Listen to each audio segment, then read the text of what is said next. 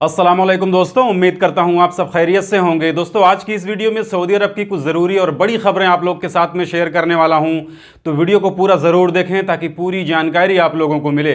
आज की इस वीडियो में कई सारी ज़रूरी खबरें हैं, जिसमें से कुछ अपडेट वो कंपनियों पर टैक्स और वर्करों के इकामे की फीस को लेकर के है। इसके अलावा कुछ जानकारी वो सऊदी अरब के अंदर घरेलू वर्करों के लिए है और कुछ अपडेट सऊदी अरब के अंदर गैर मुल्कियों के प्रॉपर्टी को लेकर के है। इसके अलावा भी कई सारी जरूरी खबरें हैं, तो वीडियो को पूरा जरूर देखें। तो आज की इस वीडियो की सबसे पहली अपडेट, जैसा कि अभी 4-5 दिन पहले स्वीडन में मौजूद तुर्की एम्बेसी के सामने कुरान पाक को जलाने की एक घटना सामने आई थी, जिसे लेकर दुनिया भर के मुस्लिम ममालिक ने काफी गुस्से का इजहार किया था, जिसके लिए सऊदी अरब के अलावा और भी दूसरे मुस्लिम ममालिक ने उस घटना का कंडेम किया था। तो आज फिर से इसी तरीके से एक और घटना सामने आई है, जिसमें न्यूज में बताया गया है कि नीदरलैंड के अंदर कुरान मजीद की एक कॉपी को, एक नुस्खे को जलाया गया है, जिसके लिए सऊदी हुकूमत ने सख्ती से इसका कंडेम किया है। तो इस तरीके से होने वाली घटनाओं पर आप लोगों का क्या कहना है, कमेंट करके जरूर बताइए। इसके अलावा ऐसे लोगों पर लानत जरूर भेजिए। इसके अलावा अगली जानकारी वो सऊदी अरब की है। देखिए, सऊदी अरब में इस बार के रियाद सीजन को 90 दिन बाद समाप्त कर दिया गया है, जिसमें देश विदेश से लगभग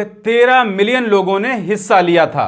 तो देखिए, सऊदी अरब में इंटरटेनमेंट के लिए रियाद सीजन एक बहुत बड़ा जरिया बन चुका है। इसके अलावा अगली अपडेट देखिए, कल सऊदी अरब के अंदर सऊदी पुलिस ने एक यमनी को गिरफ्तार किया है, क्योंकि इसने एक फर्जी रिपोर्ट लिखवाई थी, जिसमें इसका कहना था कि इसकी गाड़ी का शीशा तोड़कर बंदूक की नोक पर इसके साथ में लूट मार की गई है और इसके पैसे भी इससे लूटे गए हैं। लेकिन बाद में पुलिस वालों ने जब इसकी तहकीकात की तो पता यह चला कि इसने जो कंप्लेन करवाई थी वो फर्जी थी। इसके साथ में किसी भी तरह की कोई लूट मार नहीं हुई है और इसके पैसे इसके गाड़ी में ही मौजूद हैं, जिसके बाद उस यमनी को अरेस्ट करके पब्लिक प्रोसिक्यूशन के हवाले कर दिया गया है, क्योंकि इस तरीके से पुलिस को धोखा देना और फर्जी रिपोर्ट लिखवाना सऊदी अरब के अंदर एक बहुत बड़ा जुर्म है। इसके अलावा अगली अपडेट वो ministry of human resource and social development की तरफ से आई है, जिसमें इन्होंने कहा है कि सऊदी अरब में श्रीलंका से आने वाले घरेलू वर्करों की जो रिक्रूटमेंट फीस होती है वो 15,000 रियाल बताई गई है। यानी कोई भी सऊदी शहरी अगर श्रीलंका से कोई घरेलू वर्कर मंगवाता है, खद्दामा वगैरह मंगवाता है,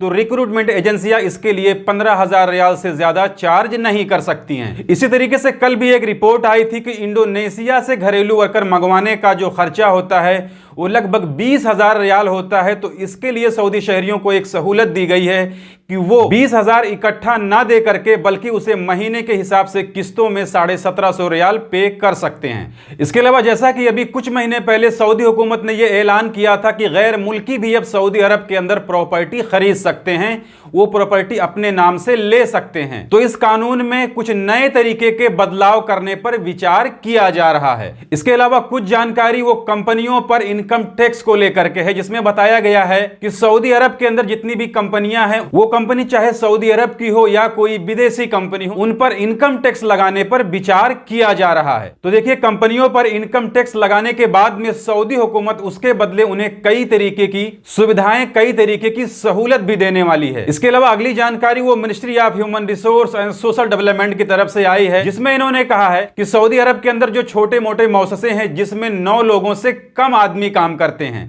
जो किसी एक इंडिविजुअल सऊदी शहरी के नाम पर होती है, तो ऐसी छोटी मोटी कंपनियों में काम करने वाले वर्करों के लिए कहा गया है कि उनके इकामे की फीस में 1 साल के लिए और छूट दे दी गई है। तो देखिए, सऊदी अरब में इस तरह की जो छोटी मोटी कंपनियां हैं, छोटे मोटे मौससे हैं, इदारे हैं, उसमें काम करने वाले वर्करों के इकामे की जो फीस होती है वो बहुत ही कम होती है, जिसको लेकर सऊदी हुकूमत ने इन लोगों को 3 साल का वक्त दिया था कि 3 साल के बाद में इनके इकामे की फीस भी दूसरे कंपनियों के वर्करों की तरह 9,600 रियाल कर दी जाएगी। तो ऐसी कंपनियों को जो टाइम दिया गया था वो अगले महीने खत्म हो रहा था, लेकिन एक बार फिर से सऊदी हुकूमत ने कल ऐलान किया है कि इन कंपनियों को 1 साल की मोहलत और दी जाती है। तो छोटे मौससों में काम करने वाले वर्करों की फीस जो अब 9,600 रियाल होने वाली थी, वो अब 1 साल तक नहीं होगी। जितनी फीस पहले लगती थी उतनी ही फीस उन्हें 1 साल तक पे करनी पड़ेगी। 1 साल के बाद में फिर इनके ऊपर 9,600 रियाल वाला कानून लग जाएगा। इसके अलावा वीजे को लेकर इंडिया से एक बड़ी ही चौंकाने वाली खबर आई है, जिसमें एक आदमी ने